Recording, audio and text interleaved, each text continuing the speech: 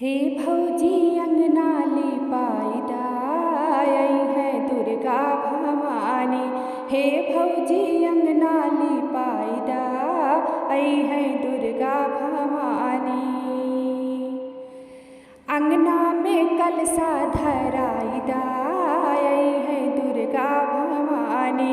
अंगना में कलशा धराइदा आई है दुर्गा भवानी।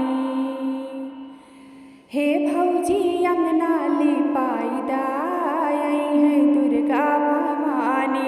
हे भौजी अंगना लिपाइदा आई है दुर्गा भवानी। मालिन का संदेश भेजाइदा आई है दुर्गा भवानी। मालिन का संदेश भेजाइदा आई है दुर्गा भवानी। हे भौजी अंगना लिपाइदा आई है दुर्गा भवानी। हे भौजी अंगना लिपाइदा आई है दुर्गा भवानी। अड़हुल के फुलवा मैया के मन भावे। अड़हुल के फुलवा मैया के मन भावे। अरे वही से गजरा बनाइदा आई है दुर्गा भवानी। वही से गजरा बनाइदा आई है दुर्गा भवानी।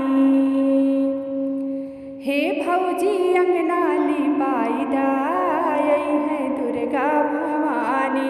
हे भौजी अंगना लिपाइदा आई है दुर्गा भवानी।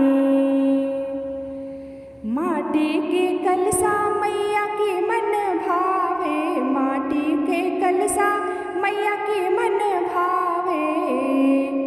अरे कहरा से कलशा मंगाइदा आई है दुर्गा भवानी।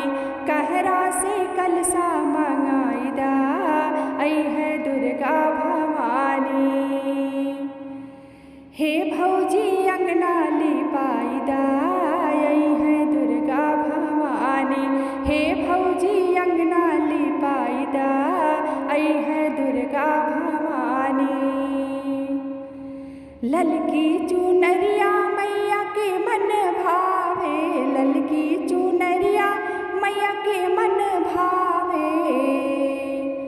अरे बजजवा से चुनरी मंगाइदा आई है दुर्गा भवानी। बजजवा से चुनरी मंगाइदा आई है दुर्गा भवानी। हे भौजी अंगना लिपाइदा आई है दुर्गा भवानी। हे भौजी अंगना लिपाइदा आई है दुर्गा भवानी। हे नाउन चौक पुराइदा आई है दुर्गा भवानी। हे नाउन चौक पुराइदा आई है दुर्गा भवानी। हे नाउन चौक पुराइदा आई है दुर्गा भवानी। हे भौजी अंगना लिपाइदा आई है दुर्गा भवानी। हे भौजी अंगना लिपाइदा आई है दुर्गा भवानी। सुने के मुकुटवा मैया के मन भावे। सुने के मुकुटवा मैया के मन भावे।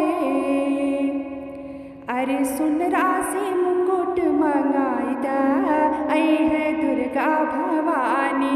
सुनरा से मुकुट मंगाइदा आई है दुर्गा भवानी। हे भौजी अंगना लिपाइदा आई है दुर्गा भवानी। हे